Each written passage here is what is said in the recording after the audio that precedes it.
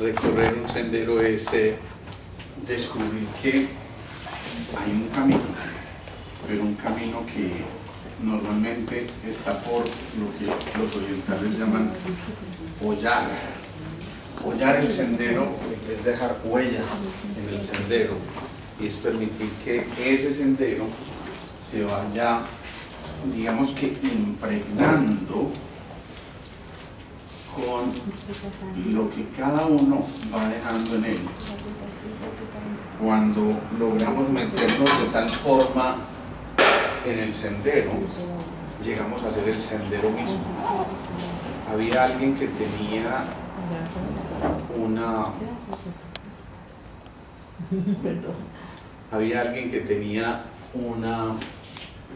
maravillosa formación en cuanto a la meditación. Milarepa, así se le llamaban a ese monje, que llegaba a hacerse la roca misma, confundirse con la roca, y entonces el solo hecho de apoyarse en la roca dejaba la huella y estaba continuamente impregnando esa información, porque llegaba a tal grado de compenetración con lo que estaba viviendo que esa roca empezaba, insisto, a impregnar esa información. ¿Qué ocurre? Cuando ustedes van donde un médico, el médico al final del interrogatorio hace una cosa en la historia que nosotros colocamos con esta pequeña sigla. ¿Alguien sabe lo que es esto? Eso. Antes de diagnóstico, esto. ¿Y qué significará? Indagación. Casi. Intuición. Casi. ¿Quién da más? Primer diagnóstico. Casi. Esto es impresión. La impresión. Eso. Entonces uno al final de la historia, después de que interroga al paciente, tiene una cosa que se llama una impresión diagnóstica. De acuerdo a lo que yo he interrogado a este paciente, considero que puede tener esto, esto o aquello, ¿sí? Entonces se genera una impresión, pero para que se genere una impresión, para que se quede una huella de ese paciente en nosotros tenemos que estar en ese momento realmente en el acto médico. Si yo estoy atendiendo al paciente y simplemente estoy llenando unos requisitos demográficos, dónde vive, dirección, qué hace, todas esas cosas, pero no llego a compenetrarme con el paciente de tal forma, llega un momento en que no logramos conectarnos y simplemente es muy posible que la impresión diagnóstica sea errónea o simplemente que no tenga claridad en cuanto a lo que está teniendo ese paciente. De modo pues que esa impresión diagnóstica resulta fundamental porque esa impresión va dejando una información. Te voy a pedir un favor, mujer. Ay, qué pena. Tranquilo, ¿no? Si quieres haz lo mismo, pero hazlo por allí porque nos va a quedar en la grabación. Sí, perfecto. Entonces, importantísimo esto, que cuando hacemos esa impresión estemos no solamente conectándonos con el paciente, sino dejando inscrita una información.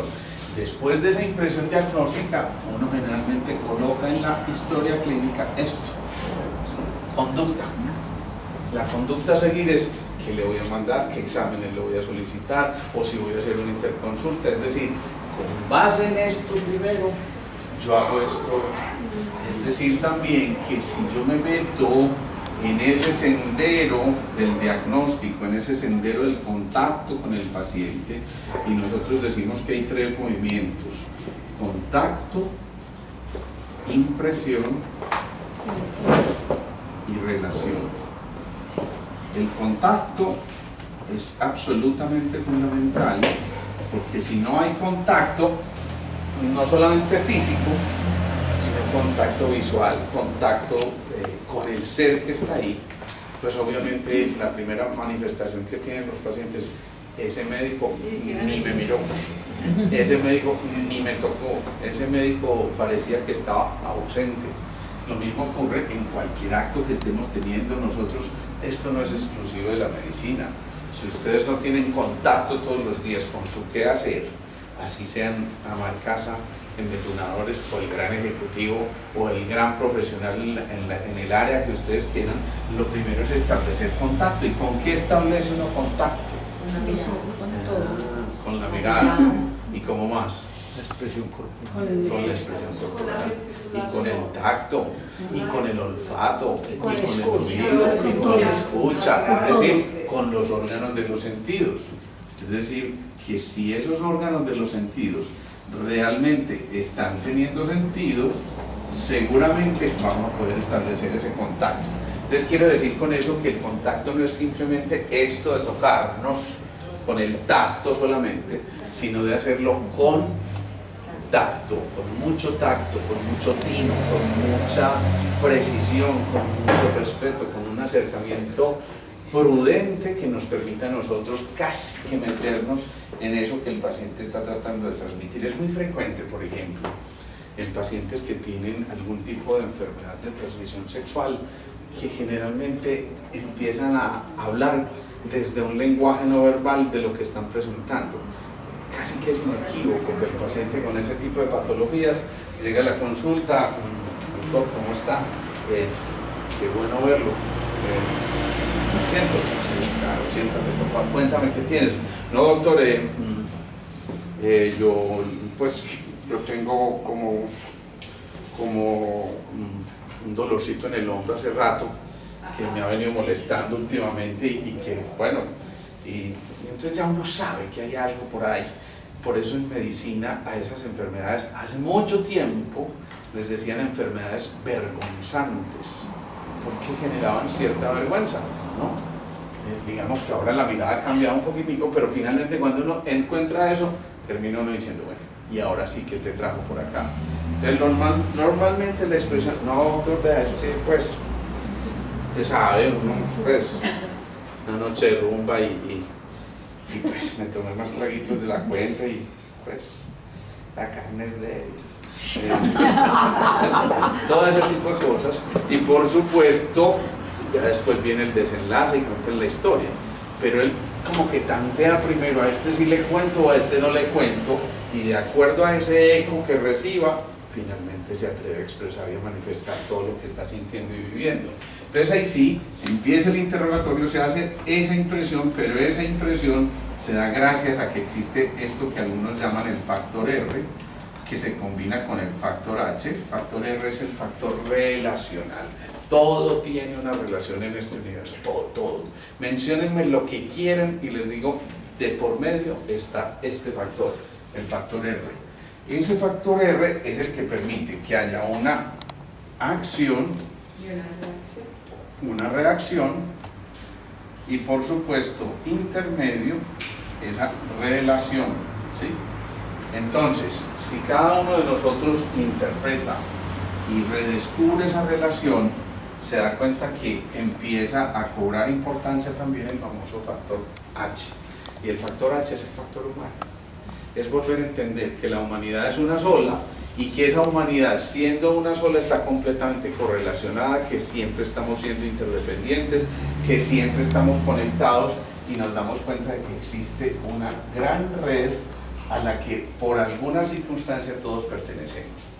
Una vez identificada la red, ya se empieza a ver un manejo, digamos que más consciente del papel que cada uno juega dentro de esa red, hacia el exterior, pero también hacia el interior. Y ya veíamos en las charlas pasadas cómo esa red hacia el interior nos permite a nosotros reconocernos, conectarnos, dialogar, establecer un vínculo y generar unas respuestas adecuadas de acuerdo a la patología o la expresión manifiesta de una sintomatología por cualquier tipo de circunstancia. Cuando ocurren infecciones de tipo viral, por ejemplo, los virus tienen una característica esencial, y es que generalmente se van hacia el núcleo de la célula. Por eso desbaratan todo el programa de la célula, y por eso un virus a veces puede ser mucho más complejo que una bacteria. La bacteria suele ser mucho más escandalosa, pero con el advenimiento de los antibióticos, pues frecuentemente, si se eligió el adecuado, rápidamente hay una respuesta, porque el antibiótico circula vía sanguínea, a todos los rincones del cuerpo. Sin embargo, cuando es viral, estos virus a veces tienen una propiedad muy importante y es que se le esconden al sistema inmunológico. Y escondérsele al sistema inmunológico tiene una connotación muy importante. Y es que cuando de nuevo, por alguna circunstancia, pasaron los soldados, es decir, pasaron los glóbulos blancos a defender los linfocitos, todos los monocitos, todos los glóbulos blancos empezaron a defender, pasaron, y entonces ese reducto que quedó por allá se asoma y dice, uy, ya pasaron, podemos salir, y vuelven y empiezan a multiplicarse, y por eso muchos de los virus se quedan, digamos que establecidos en un determinado cuerpo o en un determinado sistema. Por fortuna no todos, pero ese virus tiene una cuestión muy importante, y es que, digamos que desde el punto de vista de inteligencia, si se quiere, lo es más que una bacteria, y entonces está generando ese tipo de respuestas. Entonces, ¿qué pasa? Para que el cuerpo vuelva y restablezca su conectividad y se permitan hacer todas estas cosas que estamos mencionando, es muy importante que empecemos a hacernos conscientes de que hay tres aspectos fundamentales en los que tenemos que empezar a trabajar y que pueden cambiar por completo la realidad de nuestro cuerpo físico, pero también del entorno. Anteriormente pensábamos lo que hay en el entorno, lo que hay allá afuera, influye obviamente en nuestro cuerpo, ¿sí? Pero resulta que por allá en 1944, un señor de apellido Planck, Max Planck, que fue quien describió los primeros pasos de la medicina cuántica, no de la medicina cuántica, de la física cuántica. Incluso desde antes de 1920 ya se empezaba a hablar de estas cosas, pero por allá en este tiempo más o menos, este hombre identificó que no solamente era en esta vía, en esta dirección, sino que también se daba en la dirección opuesta.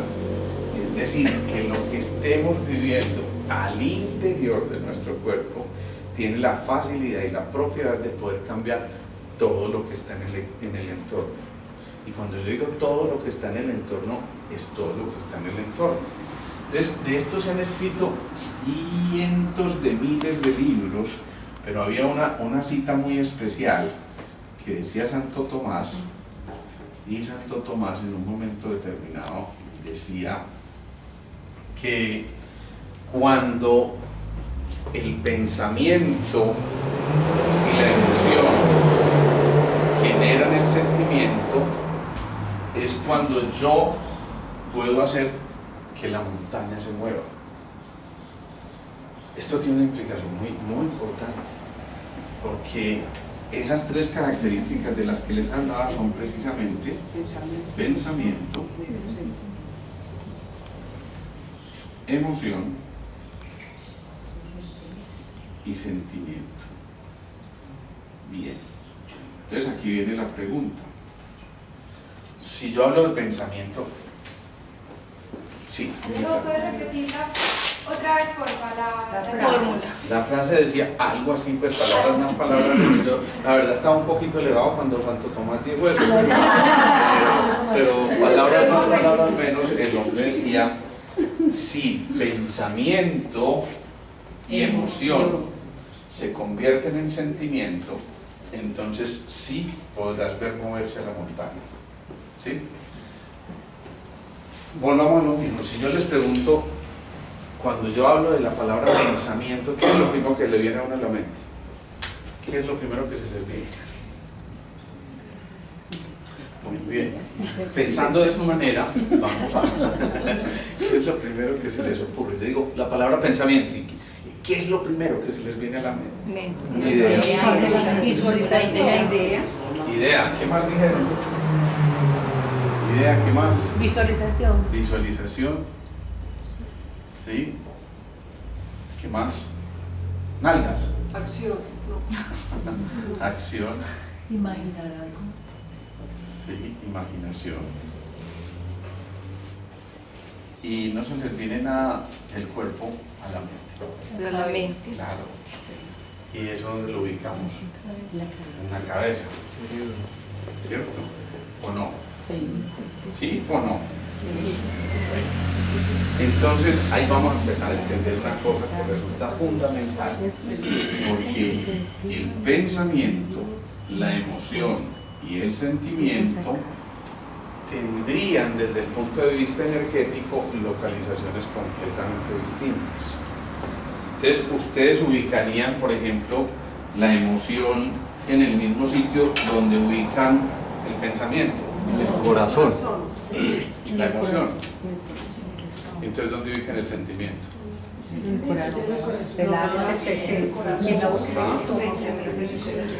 Eso. Entonces, a ver, empecemos por ubicarnos. Si nos ubicamos con el pensamiento, insisto, pensamiento en el cerebro, ¿estamos de acuerdo todos en esto o no? Sí. Bueno.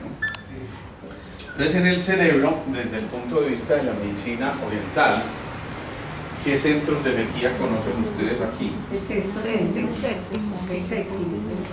Sexto y séptimo. Sí. También es Sí. El sexto. El sexto y el séptimo. que son la misma. Pero el quinto también, porque Eso.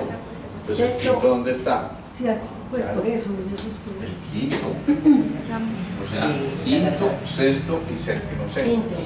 Claro. Pero quinto no lo mires aquí en la tiroides, Pues, no, quinto míralo atrás. aquí en el tallo cerebral. ¿Sí?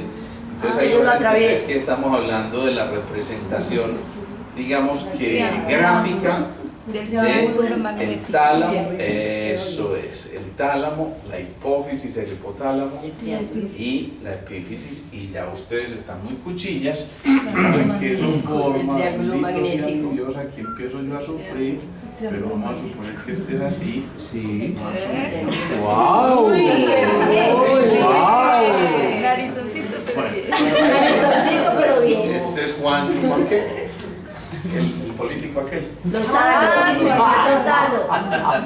Bueno, entonces estamos hablando de que aquí hay algo, aquí hay algo, Ya, aquí ya. hay algo.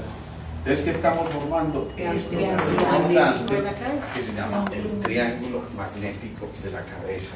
Esto es muy interesante, porque si sabemos que el pensamiento se origina ahí, y en el baricentro, o sea, en el centro de ese triángulo, está anatómicamente localizada la pineal o epífisis, eso significa que el resumen de los pensamientos se está dando en la epífisis, ese resumen, digamos ese conglomerado del triángulo magnético de la cabeza, insisto, de ese polo neurosensorial. Y acuérdense que ¿qué hacía la epífisis? ¿Cuál es la característica más importante de la epífisis, además de producir todas esas hormonitas que ya sabemos? La oxitocina, la dopamina, la serotonina, la melatonina, pero además de eso, ¿qué hemos dicho aquí siempre de la epífisis? Que es como que Faro. eso, como un faro, se conecta con la luz, casi que ella misma es la luz interior que nosotros tenemos. De ahí que un pensamiento claro, miren la palabra que estoy utilizando, un pensamiento claro debe generar una luz que haga a manera de faro un movimiento, entre otras cosas, en 360 grados. El tálamo lo hace en este sentido fronto-occipital, el hipotálamo así, son como hagan de cuenta José Feliciano, que siempre está así, y Stevie Wonder, que siempre está así. Entonces hacen así para no chocarse, ¿sí me entienden? Pero aquí, en toda esa mitad está esa epífisis, que es lo que genera, insisto, ese movimiento en 360 grados. ¿Eso qué significa? Que estamos teniendo casi que una visión omniabarcante, panorámica, que le facilita a uno tener mucho mayor claridad. Y hago énfasis en esta palabrita, claridad, ¿sí? Si hay claridad suficiente, ojo a esto, sí, y como nos decían en matemáticas, sí, y solo sí. Eso me encanta, hombre, Fernando, porque no sé qué, Fernando es cuchilla para eso. Entonces, sí, y solo sí hay claridad, esa claridad se puede cargar de una emoción adecuada. Y entonces aquí sí, ya como vamos entendiendo esto, ponemos las neuronas en ebullición en este momento, y esas neuronas en ebullición ya nos están haciendo una pregunta, y es, ¿alguien sabe la pregunta? ¿Dónde se localiza la emoción? Eso es, ¿dónde se localiza la emoción? Si el pensamiento estaba en el quinto, sexto y séptimo, ¿dónde podríamos localizar desde el punto de vista energético esa emoción? Aquí en el En el tercero, Sí. En el cuarto. en el cuarto. Tercero y cuarto. Ujú. Tercero. la boca del estómago. ¿Quién da más? La emoción. No las mariposas del estómago, pues. Bien, ya llevamos una. Tercero. Tercero, el plexo solar. Tercero y cuarto. Pero el cuarto también. Digo que tercero. En el cuarto también. Tercero y cuarto. Sí será. Entonces, ¿dónde dejamos el Es que es sentimiento? por eso, por el sentimiento que le El sentimiento no es en el cuarto. No, sí es en el El tercero. sentimiento es en el Es cuarto. en el El tercero. sentimiento es en el cuarto, Corazón fue. obviamente. El otro el tercero. En el tercero. Y la emoción también. Pero también puede ser el primero porque le tiemblan las piernas. Ah, bueno. Ah, buena esa. Entonces, en el primero, porque también le tengo las piernas de emoción. Uno dice, ¿qué emoción? Diga que no. Perfecto. Entonces ya damos el primero y tercero. Y ¿Por qué? segundo, No, todos los de abajo, todos los del cuarto para abajo. Eso, y esos del cuarto para abajo, ¿cómo se llama? infradiafragmático. Bien, vamos bien. Los difusos. Diafragmáticos. Ojo pues, porque esto tiene connotaciones muy importantes que yo no sé si ya se van pillando. Y entonces, Si esto es supradiafragmático, entonces supradiafragmático. el sentimiento es el integrador. Es el centro. Obviamente el sentimiento nos queda localizado En la Cuarto. mitad. en el cuarto centro, en la mitad. Por eso insistimos en que no es al azar que ese corazoncito con lo que decimos amar esté localizado en el cuarto centro. No es al azar, no puede ser al azar. Imagínense si estuviera localizado en el tercero, como en ocasiones está ese corazoncito cuando se va para el tercero, entonces ¿qué genera? Apego. Claro, apego y dolor desgarrador y no me aguanto esto es muy difícil, de verdad, yo no me siento capaz de vivir sin esto. Y miren lo que hacemos, ¿se dieron cuenta? Claro, ¿por qué? Porque se bloquea el diafragma, que literalmente, o a veces bostezamos también, ¿no? Entonces, literalmente ese diafragma está separando lo infradiafragmático con lo supradiafragmático y está estableciendo una clara diferencia entre esto. Y el sentimiento, entonces decimos, está en el corazón. ¿Sí? En el corazón. Bueno, entonces esto es importante. Pero, ¿qué implicaciones podrán tener eso? Dime. Alejo, y si el pensamiento no está claro, entonces ¿dónde va? Si el pensamiento no está claro. Porque hay veces que solamente cuando hay claridad en el pensamiento, la emoción se siente... Si un pensamiento no está claro, No hay nada. no está claro, no tiene podrá ser luz. vibración. No, eso es. Podrá ser, valga la redundancia, aclarador.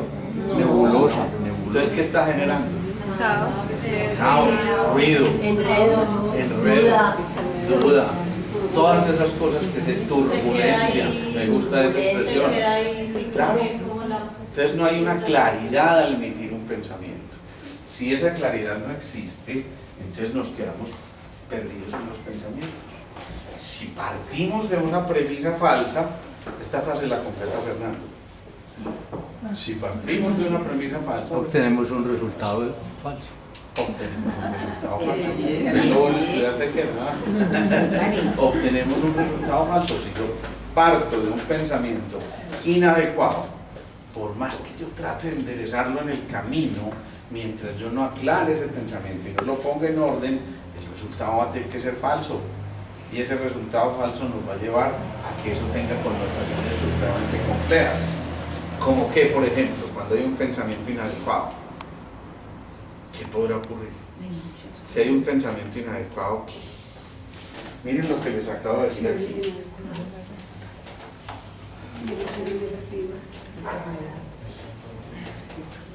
En el ¿Qué cuerpo No hay conexión. El entorno se hace inadecuado. Por eso cuando yo te veo y estoy pensando, ah, desgraciado, es que lo detesto, pero esto está en las burbujitas esas, en las caricaturas que están así. ¿Sí? ¿Sí? Entonces, esto no lo está expresando verbalmente, pero el triángulo, ojo, no es eléctrico, no es reticular, sino el triángulo magnético de la cabeza. Entonces, ¿qué hace el magnetismo? Imagínense que esto es un imán. Esto es un imán y tiene esto que se llaman las líneas de campo. Y las líneas de campo no son otra cosa que las portadoras de la información. ¿Sí? Atrae o repele. ¿Ah? Atrae o repela. También. Atrae o repele. Pero, Dependiendo. ¿qué está haciendo? Está portando información.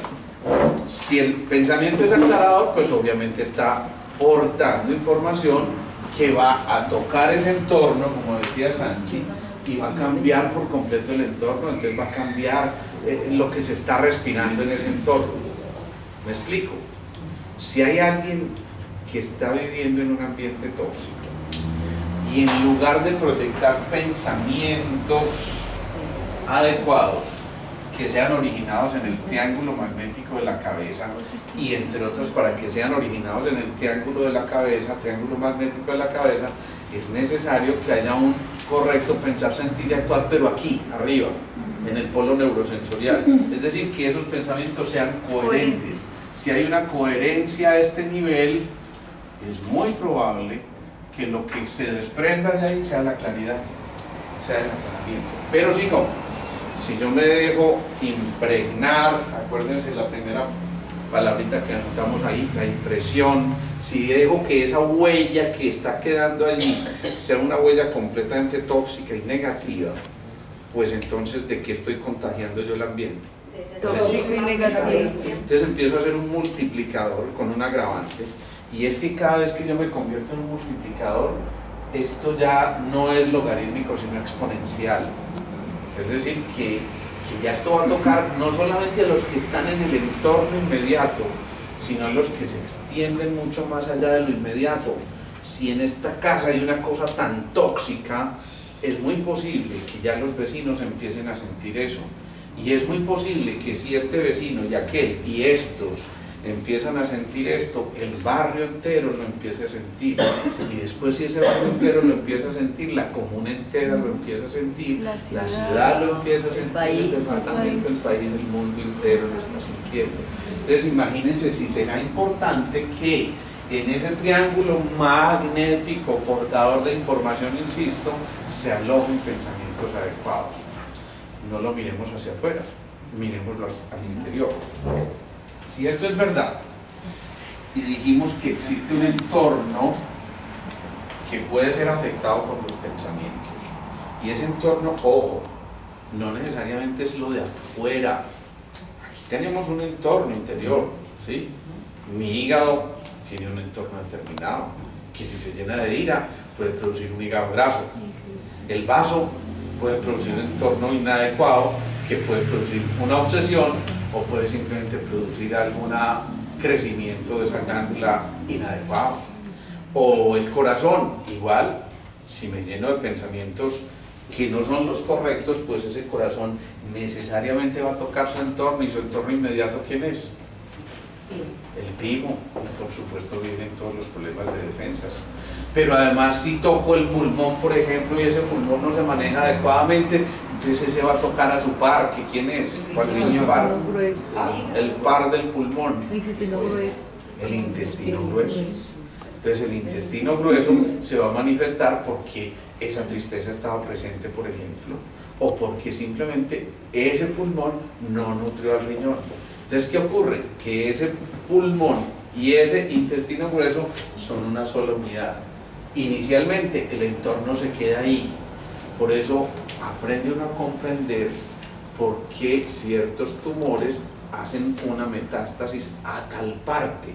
Eso no se siembra al azar, eso no se siembra simplemente es que me tocaron aquí y yo lo sembré por aquí, no, eso no va a crecer ahí, va a crecer en algo que esté en una correlación estricta con esto.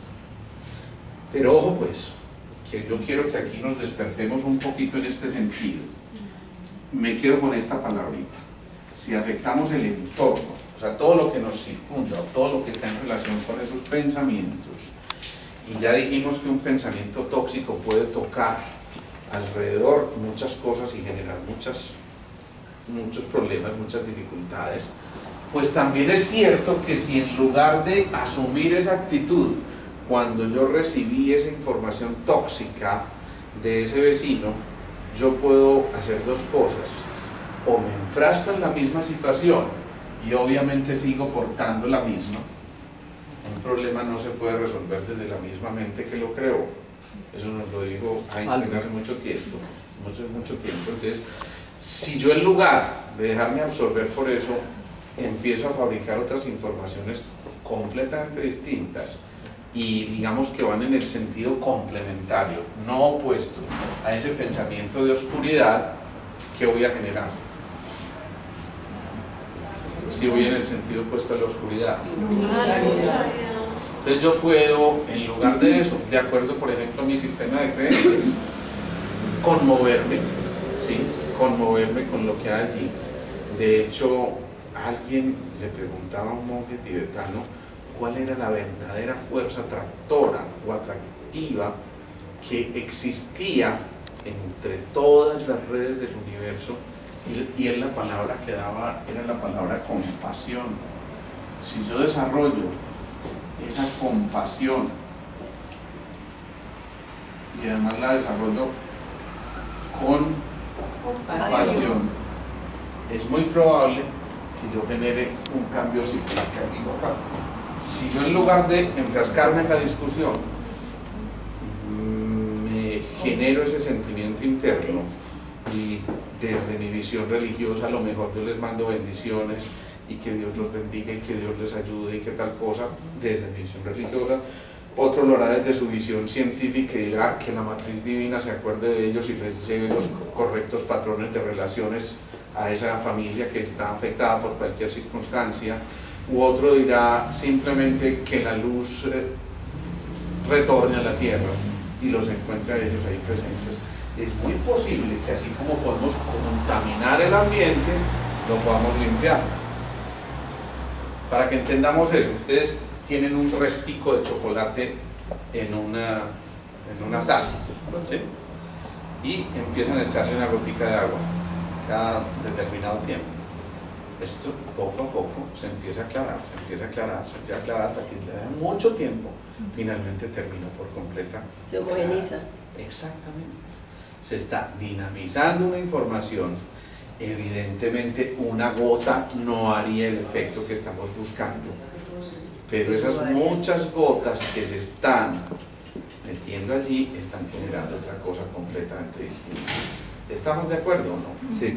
Bueno, entonces si esto está pasando, si existe un movimiento de compasión que nos permita a nosotros generar ese movimiento interior que cambie por completo la posición nuestra frente a lo que estamos observando y que genere este cambio acá, que permita entonces que este faro más bien genere esa luz, ya allí podemos pensar en que cualquier cosa puede ser posible y que si puedo cambiar mi entorno hacia afuera, pues con muchísima más razón, si este imancito está más cerquita de mi propio cuerpo, puedo cambiar lo que tengo hacia adentro o no, ¿sí?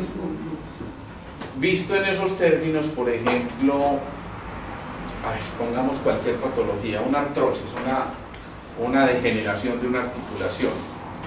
Esa artrosis podrá significar desde el punto de vista de la luz, significará claridad u oscuridad en ese mismo sentido.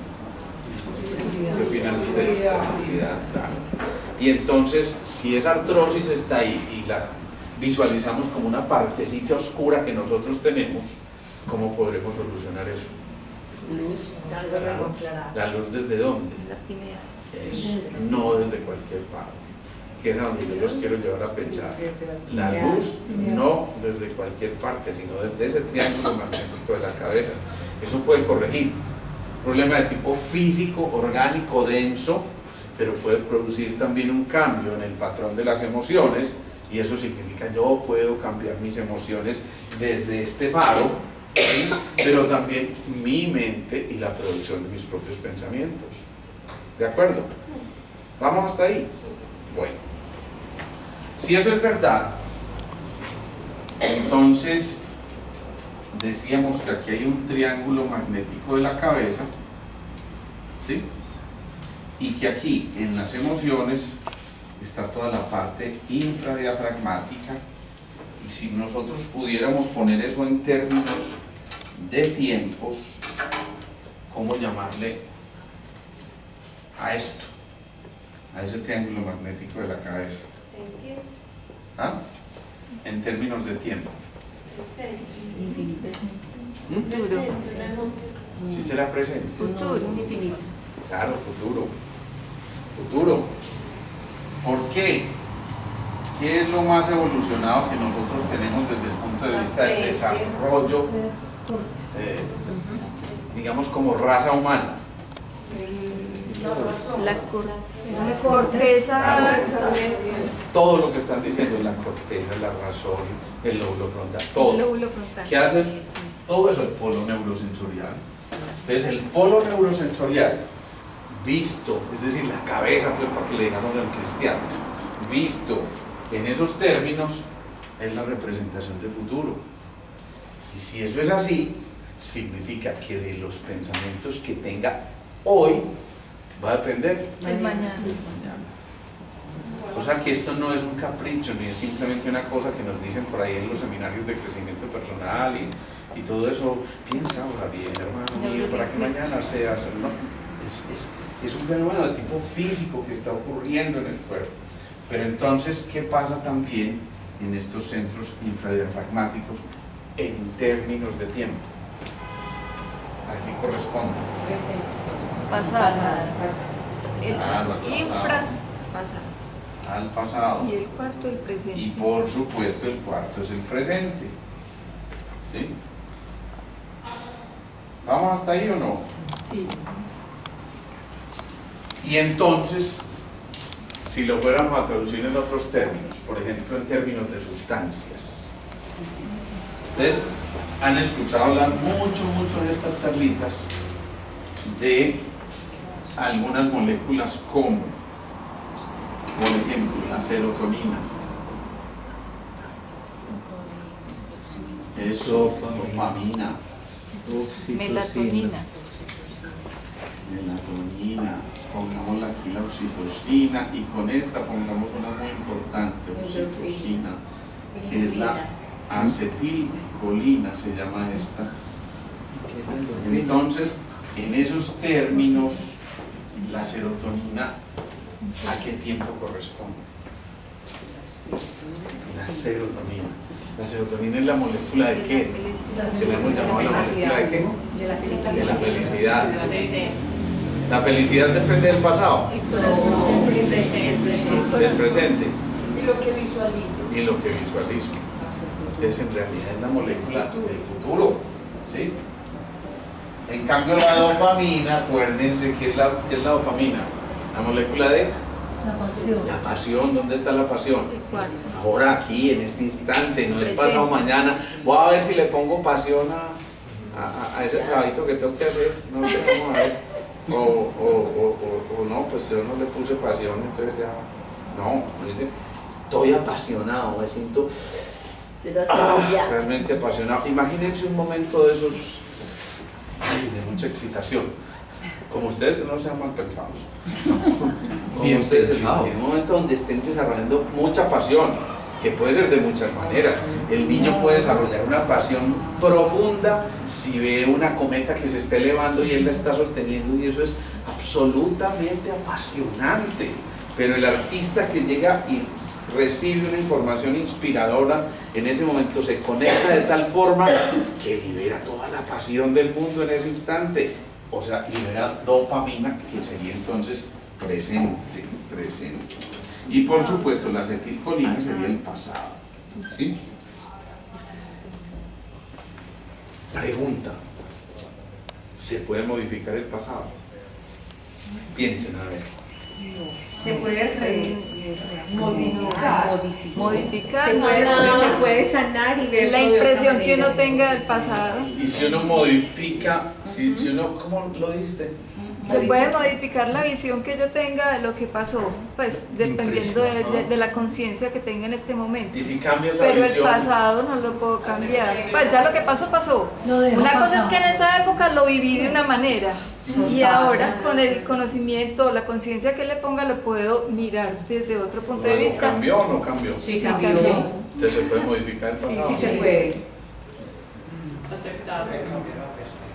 Claro. ¿Se puede cambiar? ¿Qué? La perspectiva, dice Santi. La perspectiva. Pero ¿qué? es porque pues, un hecho pasado ya está hecho, pero la cognición que uno tenga del mismo, la percepción del mismo, sí puede transformar en grandes espacios del futuro. Tremendamente. Y no solamente el futuro, el presente. Y el ¿Sí? claro. Si yo modifico lo que implicó eso para mí y lo miro desde otro punto de vista, pues lo observado cambia, que fue lo que nos dijeron en la física cuántica. El observador cambia el observado. Alejo, y ahí podría entonces aplicar los arquetipos, pues como qué arquetipo se asume también en esa Sin duda que sí. reestructuración. Sin duda que sí. Normalmente el huérfano y el inocente, tal vez el buscador y el amante también están normalmente en un pasado que de alguna manera los ancló a una emoción determinada, a una vivencia determinada, a una experiencia determinada, pero cuando surgen el guerrero y el bienhechor, el constructor y el destructor, esos están ahí en el presente y desarrollan dos lecciones muy importantes que son responsabilidad y autenticidad. Pero después vienen el gobernante y el mago. El gobernante, a ver, ¿por qué estamos haciendo tanta fuerza ahora por el gobernante que venga a tomar el poder ahora? Porque de eso depende ¿qué? Claro, lo que venga. Entonces el gobernante y el mago, el sabio y el bufón, tienen que ver con esa proyección al futuro. Si nos detenemos aquí y ya dijimos que el pasado puede modificarse, posiblemente no en cuanto a los hechos como tal, pero sí en cuanto a resignificar esa información. Si yo resignifico algo, ocurrirá algo en mi interior. Claro, Sí, ¿Qué? se sana. pues todo depende. Yo lo puedo resignificar y decir, en lugar de que antes me caía mal, ahora es un hijuetantas. Es posible que ya esa resignificación no sea muy sanadora, que digamos, ¿no? Pero en otro nivel, en otro sentimiento, Cambian con los otra emoción. pensamientos. Dime. Lo escuché a usted antes, doctor, que dijo que cuando se iba a hacer está viviendo una experiencia negativa, se quiere sanar, recordar el pasado y vivir esa misma experiencia de una forma positiva, Correcto. cambiando la versión. Correcto. Perfecto.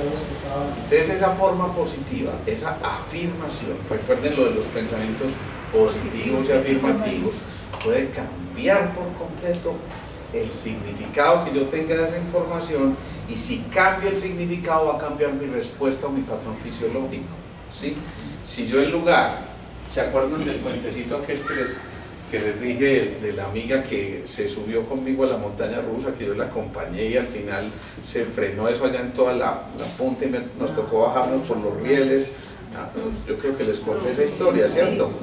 ¿No? Bueno, lo cierto es que, bueno, les resumo, era la novia de un amigo, yo estaba con ella, bueno, y con él también, para que no se piensen otra cosa, y estábamos en la ciudad de Hierro, que llegaba allí ¿cómo se llama? Al Palacio de Exposiciones, y no eran propiamente las de Disney World, ni mucho menos, ni las de allá, sino que eran esas que venían A ella le daba mucho miedo subirse y pues obviamente en todo cuento de esos tiene que surgir un valiente. Un héroe. Adivinen quién surgió, ¿no? Entonces por supuesto surjo y yo le digo, vale la pena, ven, súbete conmigo, yo te acompaño. Claro que yo también estaba muy susto, pero yo porque se muy confiada y porque se sintiera confiada, y lo cierto es que empezamos a subir y ya llegando a la cima, el bendito aparato se apaga. ¿Sí? Todavía me duele el pellizco, en serio que sí, todavía me duele el pellizco de esa mujer. Nos tuvieron que bajar por los rieles 2 horas después. Ustedes se imaginan lo que fue eso. 2 horas después de estar ya encaramado. Esa mujer jamás me volvió a hablar. De verdad, 30 años después no me habla. Si ella resignificara esa información, posiblemente yo hoy sería un no, mentiras, es cierto. Ella puede decir hoy en día, bueno, de alguna manera eso me probó y supe que era capaz de afrontar una cosa como esa. Como alguien que afrontó que lo despidieran de un trabajo y al principio horrible, pero después entendió, hombre, valió la pena. La despedida de ese trabajo me orientó a que ampliara mi mente y fruto de mi necesidad yo fabricara desde ese triángulo magnético de la cabeza una cosa mucho más productiva y que generara cambios allá en el entorno. Entonces, insisto, de ese pensamiento parte el que yo pueda cambiar la connotación completa de si eso lo resignifico desde el pasado para vivirlo en el presente y proyectarlo a un futuro. ¿Sí? Vayamos a cosas concretas en nuestro cuerpo físico. Cuando ocurre un verdadero milagro, como lo llamamos nosotros, ¿alguien me podría dar el significado de la palabra milagro? Algo sorprendente. Extraordinario. Sorprendente, extraordinario, ¿qué más? Que no depende de las leyes físicas. Y la pregunta es ¿por qué se dan esas cosas? Si no dependen de las leyes físicas, es ¿por qué se dan esos milagros? Porque son más grandes. ¿Qué dijiste, Carlos? ¿Hay otras qué? Leyes que gobiernan, bien. Entonces defíneme un milagro desde esas otras leyes que gobiernan. El amor. ¿El amor es un milagro o el amor genera milagros? Genera. Bien. Vuelvo e insisto, entonces defíneme la palabra milagro. Alejo, no estás bien desde el punto de la fe. Pero lo imposible, lo que sea. algo imposible. Algo que aparentemente se cree. es imposible y se hace real. ¿Está bien? Sí. Bueno, Un hecho extraordinario. entonces digamos que de lo imposible a lo real. ¿Sí? Pero para uno, Un hecho extraordinario también me y gusta. para identificar el milagro tiene que tener una luz, porque hay milagros, pues hay cosas que pasan por la vida de uno y uno las Perfecto, ignora. perfecto. Luego vamos a ver por qué lo identificamos así, pero el milagro en sí, ¿qué es? Es una cosa inexplicable, por lo menos desde nuestro conocimiento, que ocurre de una manera espontánea, entre comillas. ¿Sí? ¿Sí o no? Sí. ¿O alguien tiene otra decisión? Estamos. Entonces, la pregunta es, ese milagro, ya lo dijimos, ocurre desde algo que nosotros desconocemos. Y como lo desconocemos, no se nos hace para nada lógico, ojo a la palabra que utilizo, lógico que eso ocurra. Pero resulta que en lo lógico está apenas el 5% de nuestras posibilidades de ese triángulo magnético de la cabeza. En lo lógico. El 95% restante está en lo analógico. ¿Sí? Es decir, en aquello que parte del resultado para luego describir el proceso. Lo lógico es que si yo le meto la llave al encendedor del carro y la giro, prenda.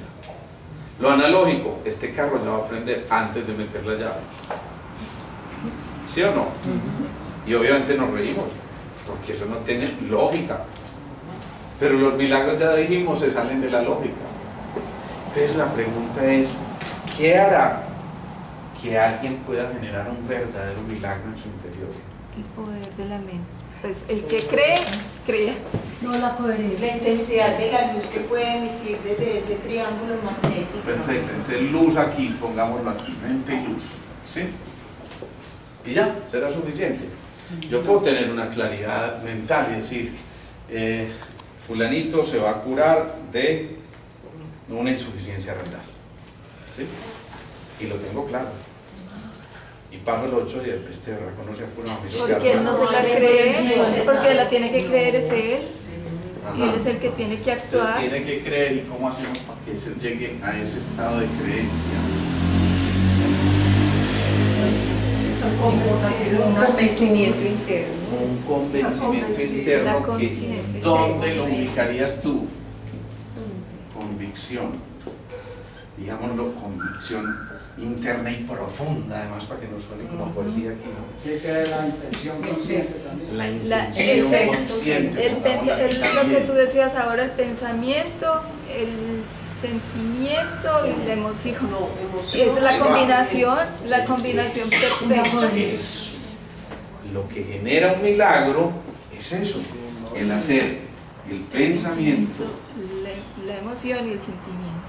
la emoción y el sentimiento, una única unidad.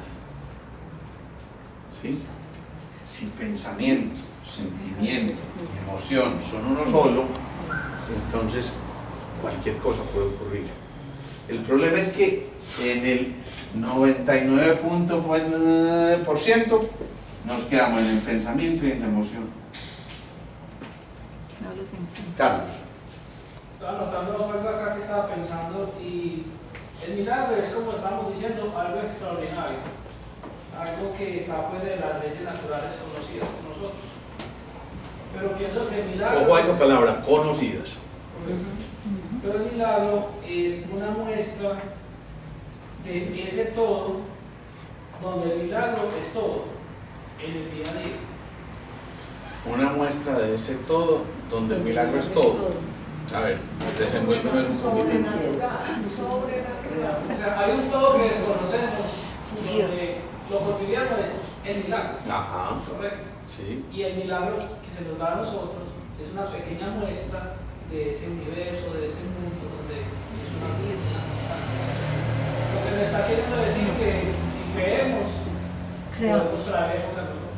Si creemos, Dios Bien, está y en mí. entonces, ¿dónde harías tú la diferencia en que creas en este sentido? La Aquí, luz está en mí, yo estoy pensamiento, en la luz, emoción y yo soy la sentimiento. luz, más o menos. Lo que Sí. sí es eso. ¿Pero dónde lo estás haciendo ahí? ¿En qué parte de este movimiento? No, pues ahí es un conjunto de los tres. Tiene que ser la combinación. Exactamente. Que es la coherencia de la que hemos hablado. Eso, si nos quedamos en la definición, digamos, semántica, posiblemente nos vamos a enredar en muchas palabras y ahí nos quedamos en la periferia. ¿Por qué? Porque siempre tendemos a ser muy analíticos, ¿sí? Y muy emocionales. O no le metemos sentimiento a la cosa, ¿sí? ¿Se acuerdan cuando él decía, aquel que tenga la fe como un grano de mostaza? ¿Qué más decía? La montaña se moverá, dirá que la montaña se moverá. La montaña. Se Sí, moverá. es exactamente lo mismo. ¿Sí? Entonces, ¿qué pasa? Que esa fe depende no solamente de que yo piense, ni de que tenga una emoción, sino sobre todo de que haya un sentimiento. ¿Sí? Si yo digo, yo creo en Dios, pero no lo siento, no estamos quedando en la periferia. ¿Sí? Yo te amo. Imagínense ustedes, yo le digo a alguien así, espontáneamente, yo te amo.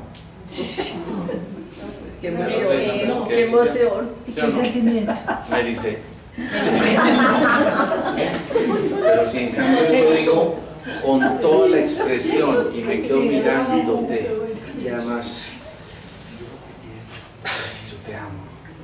Además, Genera algo en mí todo, también. le puse todo esto, cambia por completo el significado de la cosa. Ya realmente yo aquí me lo estoy creyendo y lo estoy transmitiendo claramente. ¿Sí? Que también quería agregar que es muy valioso Y no solamente es como pensarlo, sino también canalizar, planear para actuar, porque a veces atribuimos mucho que algo falle a, pues como algo falla y decimos, pero ¿por qué si yo le rezo a Dios todos los días? No es, pues como que no planeas, no pasas de ahí. Entonces es como bonito también tener responsabilidad en el acto. Siquiera que hiciste mención de eso, Caro, porque es que hay mucha gente, yo me acuerdo, había un padrecito, seguramente muchos de ustedes lo conocen, el padre Germán, trabajaba antes en el Verbo Divino, en la Clínica de las Américas, entonces él tenía un acento así, yo creo que es como medio brasilero, y él se gozaba a las señoras esas que entraban y le digan, padre, es que tengo una artritis en las rodillas horrible, tremenda, pero mujer, por Dios, usted, ¿cómo quieres tú que se vaya a curar esa artritis si tú entras de rodillas allá al altar? No, tú no tienes que entrar de rodillas. Le decía, no, ¿para qué vas a entrar de rodillas? Es que él no te tiene que tener de rodillas, se te van a inflamar las rodillas, mujer. Así les decía, no. Ojo, rezar es muy distinto a orar. Rezar, repetir. Como un lorito. Orar es hablar. El orar es establecer un verdadero diálogo interior. Y quítenle si quieren toda la connotación religiosa. Ustedes pueden orar a sí mismos, conversar con su cuerpo, dialogar con su cuerpo, pero sentir su cuerpo. No, insisto, no nos quedemos solamente en la razón, porque ahí es donde la gran mayoría de las veces nos bloqueamos. Si estamos hablando solo desde la razón, es muy posible que el resultado final, si partimos de una premisa falsa, sea falso. ¿Sí? ¿De acuerdo? Entonces, ¿cómo meterle sentimiento a la cosa? Es la pregunta. Si la conclusión grande es que tenemos que unir el pensamiento y las emociones a través del sentimiento, ¿cómo meterle sentimiento? Haciendo todo con amor. Elemental, ¿no? Elemental. ¿Se acuerdan que yo les decía la otra vez que existía un colega nuestro en España, el doctor Fermín Moriano, ya fallecido, que tenía un éxito realmente inusual en pacientes con cáncer, ¿sí? Y a ese paciente, a ese médico, perdón, yo le preguntaba, bueno, hombre, a ver, todos sabemos que de verdad tienes un éxito sorprendente en pacientes con cáncer, ¿sí? Y él no era ni oncólogo ni nada de esas cosas, ¿no? Y yo le preguntaba a Fermín, ¿cuál es el secreto? Oye, Alejo, yo te puedo decir, después de tanto tiempo estar atendiendo a estos pacientes, que definitivamente lo único que los saca es una fuerza que se llama amor, ¿sí? Y él concluía eso, que la fuerza ordenante del amor es la que puede generar todos esos cambios en el interior, tan grandes, tan intensos, tan suficientes, que pueden mover por completo el caos a la emergencia de un nuevo orden. Entonces el problema está en que generalmente nos quedamos riñendo y generando resistencia frente a lo que hay. Y ya dijimos, lo que se resiste, persiste. Si yo me resisto frente a eso que está saliendo, frente a esa crisis, frente a ese tumor, frente a ese pensamiento obsesivo, pues lo único que estoy haciendo es magnificando toda esa información, ¿sí? Pero si yo en cambio me permito fluir con lo que estoy sintiendo y viviendo, y además le meto esto del sentimiento, y me confundo con eso, por eso ponía el ejemplo al principio del que se recuesta en la roca y es la roca misma y deja la huella. Entonces, si yo soy el cáncer, si yo soy la artritis o la artrosis, si yo soy el hígado graso, pues yo puedo conversar con el hígado graso, o yo puedo conversar con el cáncer, o yo puedo conversar con la artritis, y puedo modificar cualquier cosa. El problema es que vino una cosa muy compleja, muy difícil de desbaratar, que se llaman los paradigmas. Y resulta que estos paradigmas fueron preformas, digamos, cosas preformadas que nos llevaron a que se generaran ese tipo de movimientos. Y desbaratar un paradigma suele ser muy complejo. ¿Por qué? Porque se inscribió tan profundamente y lo aceptamos tan definitivamente que ya modificar eso es casi como volvernos a hacer. Pero ya vimos que nos podemos volver a hacer. Y en los pacientes que tienen esas remisiones espontáneas, entre otras cosas, de espontáneas no tienen nada, pero la medicina los llama así. Lo que primero ocurrió fue lo que ya les dije, 4 pasos. Primero, darse cuenta de que había un ser superior, llámese como se llama. 2, ser responsable, o ser, caer en cuenta que somos los dueños de los pensamientos. 3, si somos los dueños de los pensamientos, podemos cambiar pensamientos negativos por pensamientos positivos y afirmativos. Y 4, volver a recuperar la capacidad de sorprendernos. Yo insisto, extrapolen todo esto que yo les estoy diciendo aquí hoy y se van a dar cuenta que la ciencia de los milagros en realidad no es otra cosa que la conciencia, ¿sí? Y la conciencia es la ciencia puesta en el corazón, ¿sí? Eso es muy importante. Si lográramos entender eso, entonces dejaríamos de reñir con lo que se nos está presentando y simplemente fluiríamos con esto, contagiaríamos eso de otra información y ya sabemos que puede partir de ese triángulo magnético de la cabeza, atesorado ese triángulo magnético de la cabeza, en sanar el pasado para poder vivir un presente distinto. Eso significa, en otras palabras, no desperdiciemos nuestra vida en el futuro, no la desperdiciemos en el pasado, vivamos en el presente, donde habita ¿quién? El amor. Donde están los tiempos del corazón, no donde crea está la pasión resistencia y donde está la dopamina. Por supuesto, por supuesto. ¿Sí? ¿Dudas? Alejito, ¿cómo se trabaja con el triángulo magnético de la cabeza de una manera coordinada y buena pregunta? De una manera... A ver, ese triángulo magnético de la cabeza, ya les decía yo, está uniendo la representación talámica en el 5.º centro, hipotálamo e hipófisis en el 6.º centro y epífisis en el 7.º centro. Si solamente visualizamos ese triangulito como estaba allí pintado más o menos, y es un ejercicio simplemente de visualizar. Miren ese elefante amarillo que va cruzando por allí. ¿Alguien dejó de ver el elefante amarillo? No, yo vi. ¿Y existen elefantes amarillos? No, pero si lo acabamos de ver, ¿cómo que no existe? ¿Ah? Existe un paradigma que nosotros tenemos de elefante, que es el elefantico medio perezoso, tal cosa, pero miren, yo acabo de crear un elefante amarillo, eso no existe. ¿Alguien me pudiera decir que eso no existe? Existe más allá de mi mente, Pero no en la mía. que es en el depósito cuántico universal.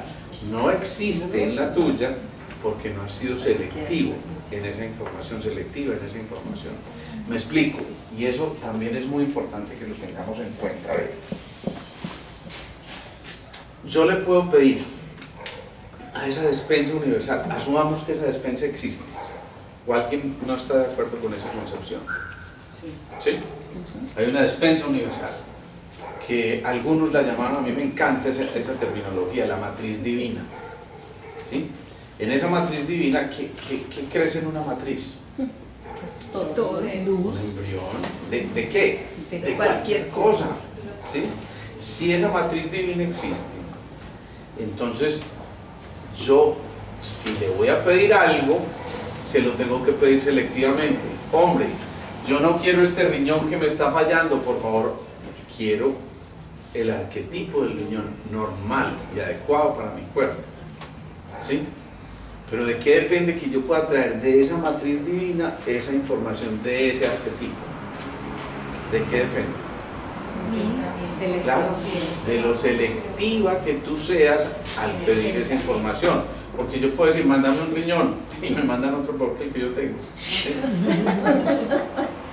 Pero si yo digo, yo quiero un riñón de estas y estas y estas características, eso lo estoy diciendo en el cuerpo físico, o un vaso de una manera determinada, o un ganglio de una manera determinada, o eso. También puedo pasar al plano de las emociones y decir, yo quiero un amorcito así.